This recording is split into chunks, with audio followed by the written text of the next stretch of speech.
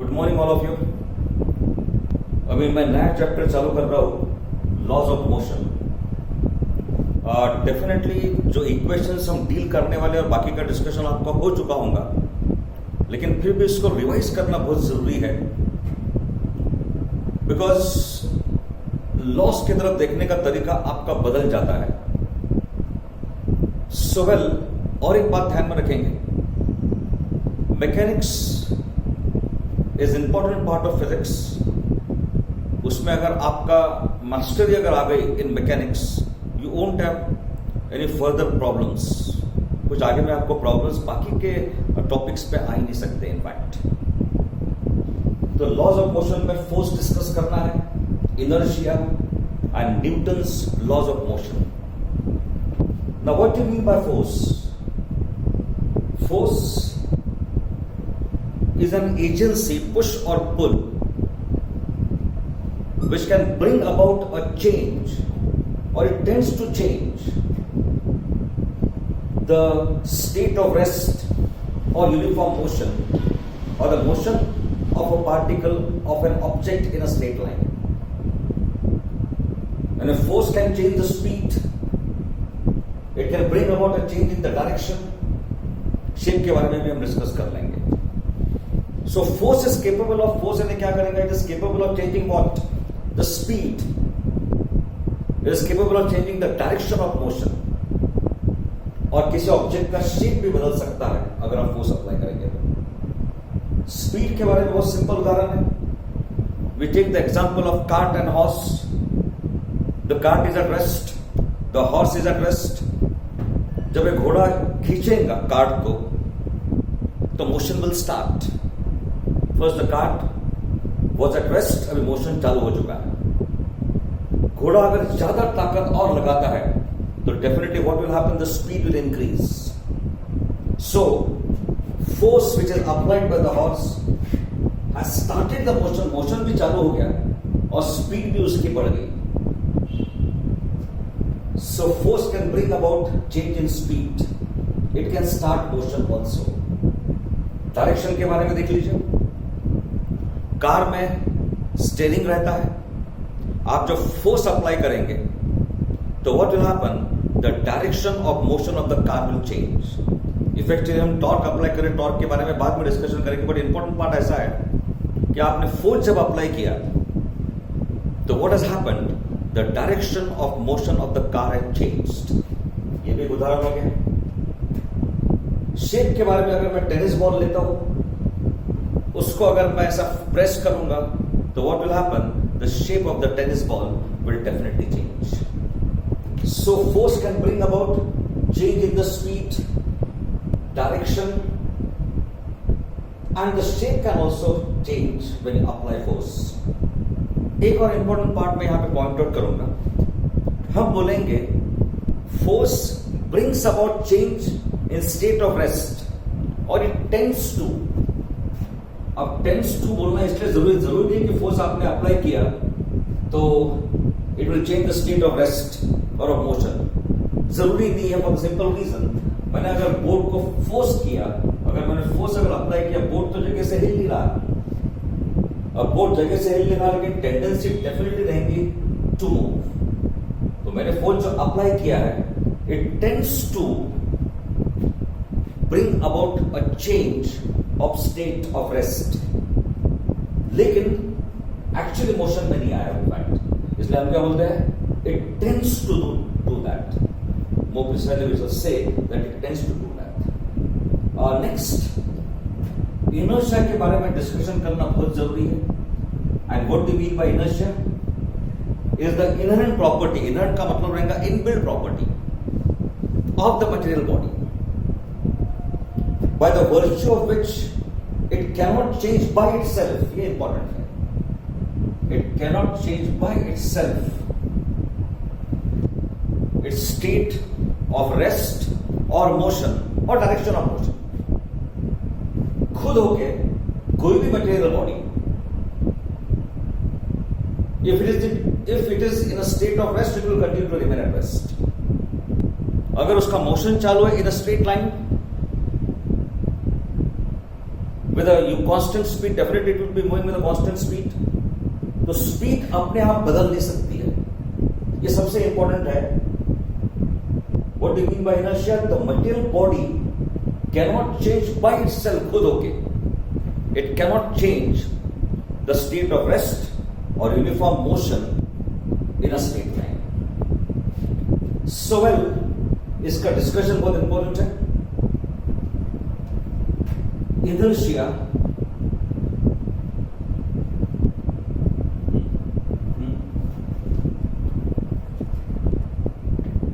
Inertia जैसे तीन प्रकार के हैं. Inertia of rest, of motion, of direction. Inertia of rest को ज्यादा डिस्कस करने की वैसे जरूरत नहीं है. एग्जांपल मेरे ख्याल से आपने पहले भी डील कर लिया होगा. A bus is at rest and a passenger is standing in the bus. बस का मोशन जब चालू हो जाएगा और when the bus starts moving, what will happen? Lower portion of the person, it will start its motion. But क्या होगा? ऊपर का जो पोर्शन है of the body, it will try to maintain the state of rest. It will try to maintain the state of rest. इसलिए क्या होगा?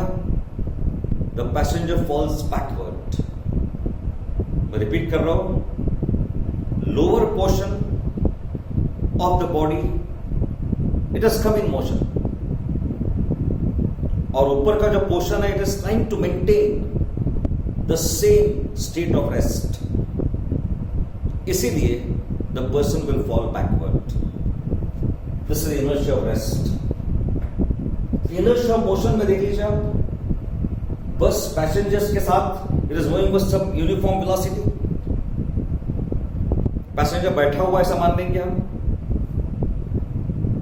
अगर बस ने ब्रेक्स अप्लाई किए, ब्रेक्स अप्लाई करने का मतलब है force is applied in the backward direction. तो what will happen? The lower portion of the passengers, it will come to rest और उसकी वेलोसिटी कम होगी. लेकिन upper portion of the body, what happens? It will try to maintain the state of motion. वो आगे जाने की कोशिश करेगा. It will move in the forward direction. So what will happen? The passenger will fall forward. It's very simple.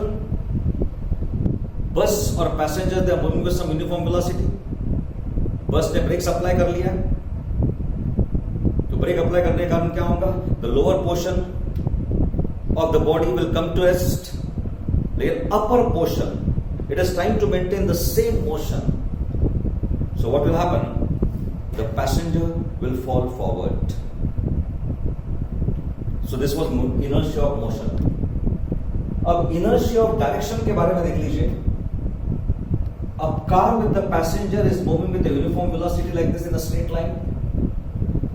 Now, अगर car ने यहां पे टर्न ले लिया, it is a circular path. तो व्हाट हैपेंस नाउ? ये सभी को ऑब्जर्वेशन होगा कि कार जब ऐसे टर्न लेती है, the passengers inside the car will be thrown outward. उनका इंप्रेशन यह है कि that someone is throwing them outward. किसी ने बाहर उनको फेंका नहीं है. In fact precisely what is happening? The passengers are trying to maintain. अभी देख लीजिए, कार ने टर्न ले लिया है. स्टीयरिंग के कारण टर्न लिया तो car has taken a turn. लेकिन passengers inside are moving in the same straight line. So they have been thrown outward. देख लीजिए फिर से एक बार. Passengers are moving in a straight line. They will maintain the straight line motion. Car ने ऐसे turn ले दिया है. So what happened? The passengers are thrown outward, definitely with respect to the car. This is what? Direction of motion. This is inertia of direction. Well, anyway, inertia जो भी है, how do we measure inertia? Major of inertia बोलते हैं हम. इसको major कैसे करेंगे? अभी एक बात आप दिमाग में अच्छे से डाल दीजिए कि फोर्स जब अप्लाई करते आप, when there is opposing force you can apply force. कहने का मतलब देख लीजिए क्या है. This is a rope, and what is happening? There are some persons who are pulling the rope in this direction, और इस direction में खींचने वाले लोग हैं. The persons on this side can apply force because these persons are pulling the rope in the opposite direction. इन्होंने force apply किया toward the right, यहां के लोग इन्होंने फोर्स अप्लाई किया toward the left. Definitely what it means, these people can apply force because there is force acting in the opposite direction. अगर इन्होंने force apply किया ही नहीं तो ये लोग भी फोर्स अप्लाई नहीं कर सकते हैं. It's very clear. The people on the left, they are applying force. Why? Because people on the right, they are pulling the rope towards the right. इन्होंने फोर्स अप्लाई किया because the people on the right are pulling the rope towards right. इधर की तरफ खींच रहे हो. अगर इन्होंने फोर्स अगर अप्लाई नहीं किया तो what will happen? These people on the left, they can also not apply force. और एक बात देख लीजिए, सवाल आता है कि how to measure inertia. तो उसी तरीके से तो very fact दिमाग में डाल दीजिए अच्छे से बात. To move the body, we need to apply force. Force apply करने की मुझे जरूरत पड़ती है because of the opposition, because of the inertia, because of the reluctance. Body को ढकेलने के लिए मुझे फोर्स अप्लाई करने की जरूरत पड़ती है because the body is opposing me. ध्यान में रखो आप, जब हम किसी भी बॉडी को फोर्स अप्लाई करते हैं, फोर्स अप्लाई करने की जरूरत पड़ती है, इसका मतलब ही ये होता है that there is force acting in the opposite direction on you. इसको हम बाद में फिर डिस्कस करेंगे. एक्शन रिएक्शन वाली बात आती है यहां पर. मैंने जैसे यहां पे बताया, तो पीपल ऑन द लेफ्ट ये फोर्स अप्लाई कर सकते हैं अगर इन्होंने फोर्स अप्लाई किया in the opposite direction. Body को ढकेलने के लिए आपको फोर्स की जरूरत पड़ती है. व्हाई? बिकॉज इनर्शिया, और let us say the body is opposing the force applied by you. ये उसका मतलब है. Now how to measure it? एक बहुत ही सिंपल उदाहरण ले लेते हैं. से ऐसे 3 ब्लॉक्स है. The masses of these blocks are increasing. To move this, you are applying forces here. और मेरे ख्याल से मुझे अलग से बताने की जरूरत ही नहीं है यहां पर कि सबसे ज्यादा फोर्स कहां पे लगेगा. मुझे यहां पे लगेगा सबसे ज्यादा force to move this body. यहां पे सबसे कम फोर्स लगेगा. यहां सबसे कम फोर्स मुझे लग गया बिकॉज ऑपोजिशन कम है.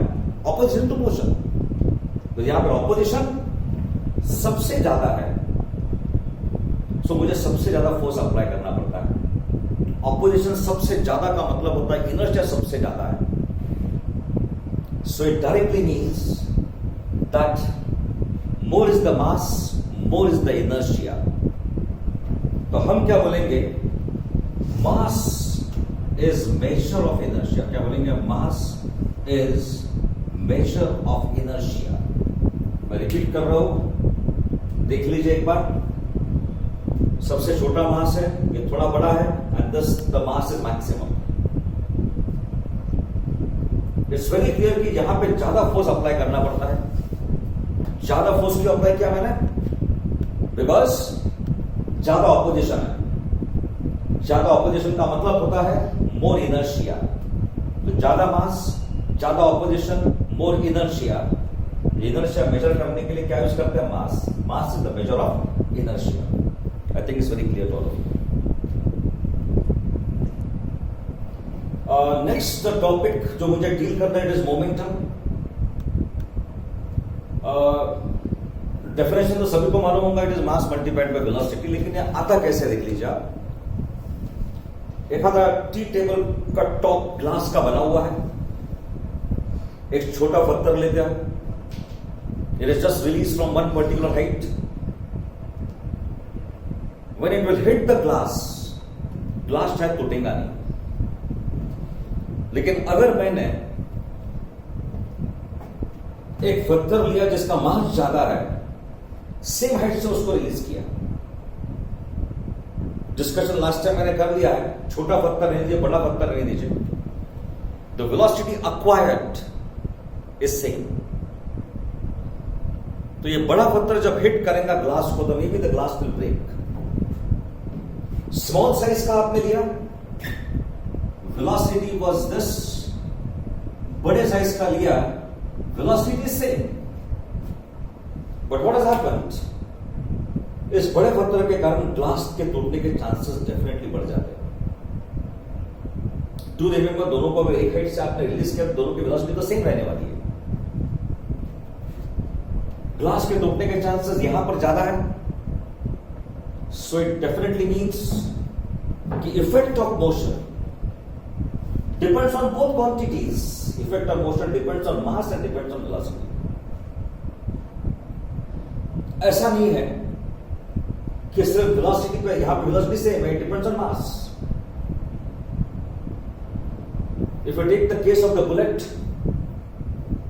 बुलेट अगर हाथ में लिया, उसको फेंका आपने, तो एनीवन कैन स्टॉप इट, लेकिन सेम बुलेट, मास तो सेम है यहां पर, when it is fired from a gun, उसकी स्पीड बहुत ज्यादा रहेगी, तो डेफिनेटली व्हाट हैपेंस, अगर ग्लास को हिट करेगा तो it will definitely break the glass.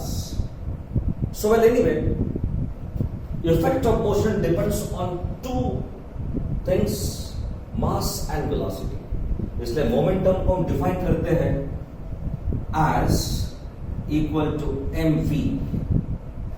आप देख लीजिए, मैग्नीट्यूड की बात अगर करेंगे, it is m into v, that's it. और यहां पर it is m into vector side, velocity is a vector quantity, so definitely momentum is also vector quantity. The SI unit क्या रहेगा इसका, kg मीटर पर second, this is the SI unit for momentum. So well, now momentum की बात अपन discuss कर ही लेंगे, but I am coming now to Newton's first law of motion. What does it mean? Statement काफी लोगों को याद भी हो गया होगा, that any body in a state of rest or of uniform motion will continue to do so unless and until some force acts on it.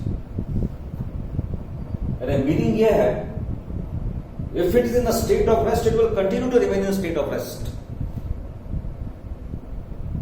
If it is moving with a uniform velocity, it will continue to move with a uniform velocity.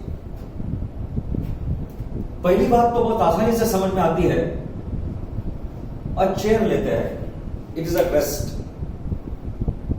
जब तक आप उसको force apply करके जगह से हिलाते नहीं हो, हिलेंगे नहीं, it will continue to remain at rest, हिलने का सवाल ही नहीं आता। सो न्यूटन्स फर्स्ट लॉ में जो पार्ट है, a body in a state of rest will continue to do so, a chair which is at rest will continue to remain at rest unless it is, आप उसको force apply करते हैं to change its position. Second, जो बात है, it is about speed. If a particle is going with uniform velocity, by Newton's first law, it will continue to move with the same velocity. Velocity बदलेंगे नहीं, magnitude increase नहीं होगा, magnitude decrease नहीं होगा। The magnitude of the speed will remain same unless and until some force acts on it. जब तक कोई force उस पर एक्ट नहीं करेगा, उसकी स्पीड यूनिफॉर्म कांस्टेंट ही रहने वाली है, इंक्रीज नहीं होंगे और डिक्रीज भी नहीं होंगे। हमारे लिए थोड़ा सा कॉन्ट्राडिक्टरी लगता है, फॉर द सिंपल रीजन, एक आधा मार्बल लिया, और आपने उसको ऐसे जमीन पे अगर फेंक दिया, रोल होते हुए आगे जाएगा, लेकिन थोड़ी देर आगे जाने के बाद ultimately it will come to rest. It appears that there is a contradiction to Newton's first law. लेकिन न्यूटन्स फर्स्ट लॉ क्या बोलता है कि स्पीड को आप इंक्रीज नहीं कर सकते, डिक्रीज नहीं कर सकते जब तक फोर्स एक्ट्स ऑन इट. ये मार्बल की जो केस मैं आपको बता रहा हूं, इसमें जमीन पे जब वो रोल करते हुए जाएगा, स्पीड कम होने का रीजन है फोर्स ऑफ फ्रिक्शन. स्पीड कम होने का रीजन है force of friction. Because of force of friction उसकी स्पीड धीरे धीरे कम होते जाती है, ultimately it will come to rest. तो ऐसा नहीं कि फोर्स एक्ट नहीं कर रहा है. So a marble which is made to roll on a smooth surface थोड़ी देर के बाद रुक जाएगा because of force of friction acting in the backward direction. Friction कम कीजिए, वो ज्यादा दूर जाएगा, और फ्रिक्शन कम करो और ज्यादा दूर जाएगा. फ्रिक्शन का सरफेस अगर रहा, there is no force of friction acting, तो definitely it will continue for ever. तो उसका रुकने का कारण क्या है? The force of friction. That's the reason why it comes to rest. तो Newton's law is very much valid here. Chair जो रुकी हुई जगह पर it will continue to remain at rest. Speed increase होंगी या इस पर्टिकुलर केस में डिक्रीज होती है because of force of friction. और एक बात है, a particle which is moving with the uniform velocity, उसकी डायरेक्शन बदलने के लिए आपको फोर्स की जरूरत है. इसको समझने के लिए बहुत सिंपल उदाहरण मैं लेता हूं. आपने धागा लिया, एक एंड पे पत्थर बांध दिया आपने, और उसको वर्ल कर रहे हैं आप. तो what you observe is, so this is how it is moving in a horizontal circle. ये धागा ऐसा मान लेंगे. तो आपको ऐसा लगता है कि आपके फिंगर्स के ऊपर में this force which is acting outward. ऐसा लगता है आपको, you can feel the tension, और आपने इसको खींच कर रखा है आपके तरफ. So it is for this reason it is revolving in a horizontal circle. मैं रिपीट कर रहा हूं, अगर आपने धागा लिया, धागे को एक वजन बांध दिया आपने, उसको जस्ट ऐसे हैंग किया, तो on your fingers you can feel the tension. आपको लगता है कि this force acting in the downward direction, और आप फोर्स अप्लाई करते हो ऊपर की तरफ, so the weight is balanced. मेरे ख्याल से it is very clear that this is the block force. This force acting in the downward direction, और आपने force apply किया in the downward direction. This force acting in the downward direction, आपने force apply किया in the upward direction. You can feel the tension on the fingers. उसी तरीके से जब आप स्टोन को whirl करेंगे तो क्या होगा? आपको फिंगर्स के ऊपर में ऐसा लगेगा that there is a force acting outward. And when this force acting outward, आपने force apply किया inward, so it is for this reason the particle rolls, particle revolves in horizontal circle. और एक बात ध्यान में रखेंगे, इसका मतलब यह होता है उसको गोल घुमाने के लिए force apply करना जरूरी है. So the stone is revolving because of the force applied by you through the string. मैं रिपीट कर रहा हूं, it is because of the force applied by you through the string आप अप्लाई करते हैं force. The difference should be very clear to all of you. और थोड़ा सा एक्सपेरिमेंट करके देखते हैं और थोड़ा सा आगे बढ़ते हैं. स्पीड अगर आपने बढ़ा दिया तो आपके फिंगर के ऊपर में फोर्स एक्टिंग आउटवर्ड और बढ़ जाता है. स्पीड बढ़ने से what happens? The force acting on the finger will increase. तो ध्यान में रखेंगे, the particle is revolving because आपने force apply किया है towards the center. The particle is revolving because you have applied force towards the center. इसी force को हम बोलते हैं सेंट्रीपिटल फोर्स. तो सेंट्रीपिटल फोर्स के कारण the particle is revolving. ध्यान में रखेंगे. तो in fact what is happening here, ये पार्ट में फिर से यूज करने वाला हूं. पार्टिकल की कभी भी टेंडेंसी रहेगी सीधा भागने की. इसके बारे में मैंने डिस्कशन कर लिया, the particle will always have a tendency to move in a straight path. So direction of velocity कैसे लेते हैं? Along the tangent. We take the direction of velocity along the tangent. Do remember this also. So well, it's very clear, particle जब गोल घूमता है तो उसकी tendency रहेगी सीधा जाने की हर वक्त, लेकिन धागे से आपने खींच के रखा है तो इससे for this reason it moves in a circular path. So here to change the direction of velocity आपने फोर्स अप्लाई किया। रिपीट करो, to change the direction of velocity और applied force. The very fact आपके finger के ऊपर में force आता है, you can feel the tension, is because this force acting outward and you are trying to pull it in the inward direction. It is because of inertia. It is because of inertia. Inertia ने कैसा? Particle की tendency सीधा जाने की है और आप उसको फोर्स करें to move in a circular path. So definitely it has a tendency to move radially outward और आपने उसको खींच कर रखा हुआ है। I think the point is very clear here also. Well, इसमें देख लीजिए, the Newton's first law is also referred to as law of inertia. Reason देख लीजिए, बहुत सिंपल है। By Newton's first law, a body in a state of rest or uniform motion will continue to do so. Inertia का मतलब क्या होता है? A body by itself cannot change its state of rest or a uniform motion. तो यहां पर by Newton's first law, we can change the velocity, we can change the state of rest only by the application of force. And what is the reason for this? Reason बहुत simple है, it is because of inertia. Her body में एक inbuilt tendency रहती है to remain in a state of rest if it is at rest, to move with uniform velocity if it is moving with uniform velocity. तो दोनों बात ultimately वही हो गए. So we can say that Newton's first law का बोल सकते हैं it is law of inertia. कुछ एग्जाम्पल्स डील कर लेते हैं हम पहले, which will illustrate the Newton's first law. It is based, पहला हम उदाहरण लेते हैं, based on rest.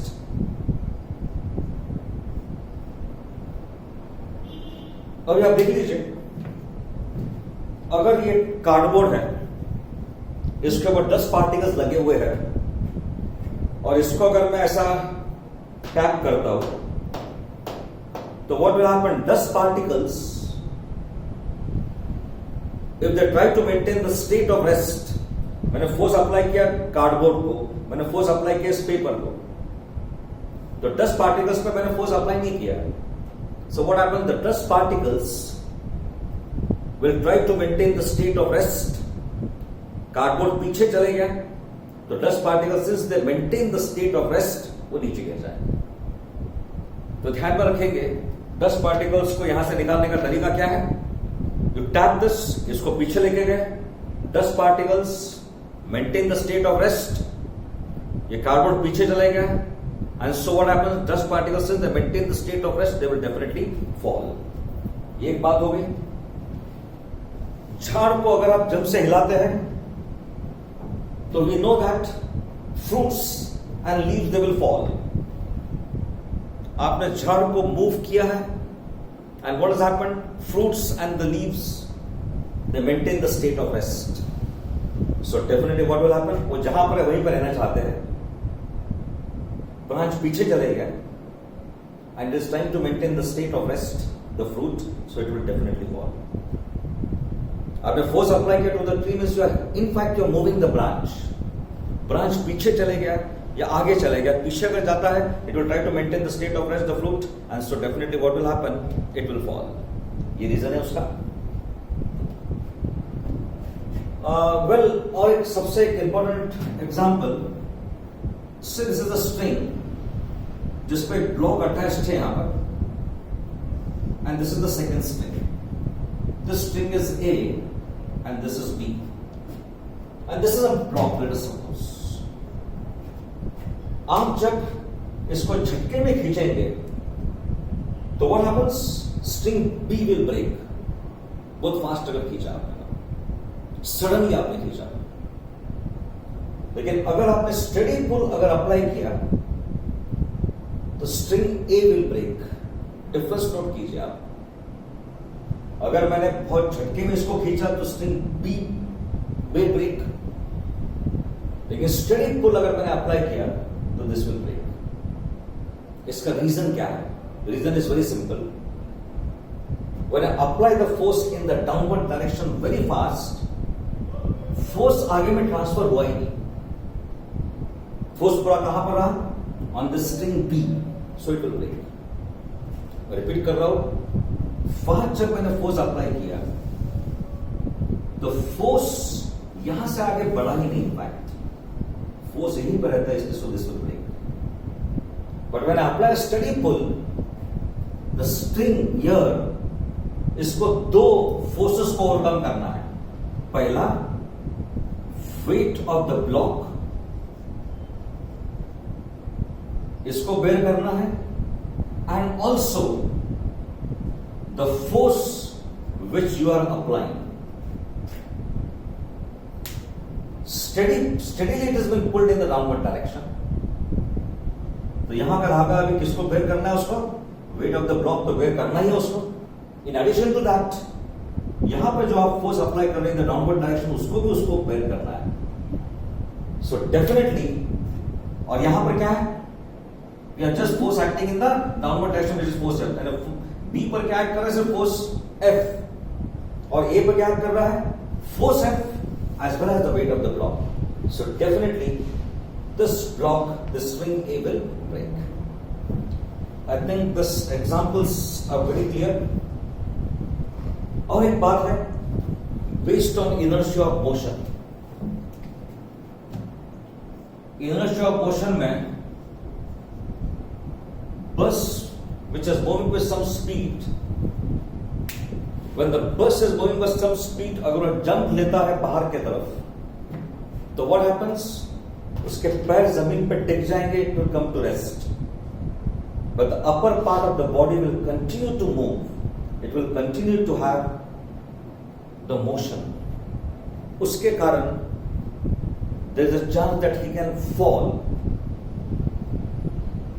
अगर उसको इसको अवॉइड करना है गिरने से, तो एक ही तरीका है, थोड़ी देर के लिए बस के साथ उसको दौड़ना पड़ेगा। So this is what? Motion. It is trying to maintain what? The same motion. Passengers in the bus, along with the bus, they are moving with some uniform velocity. Passenger बस के बाहर अगर जंप लेता है, उसके पैर जमीन पर टिक गए, पैर आगे रेस्ट पर, upper part of the body will try to maintain the same velocity, तो definitely can fall forward. Avoid करने का तरीका, but sometimes he should run along with the bus.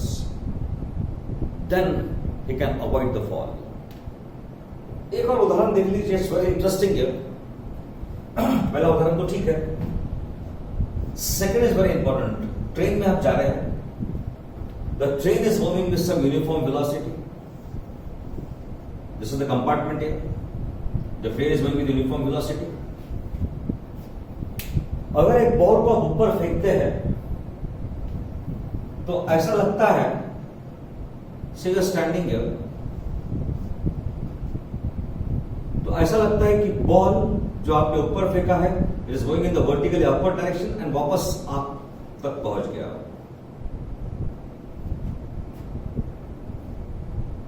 Why does this happen? मैं repeat कर रहा हूं। The train is moving with some uniform velocity. ये उसकी velocity है। It is moving with some uniform velocity.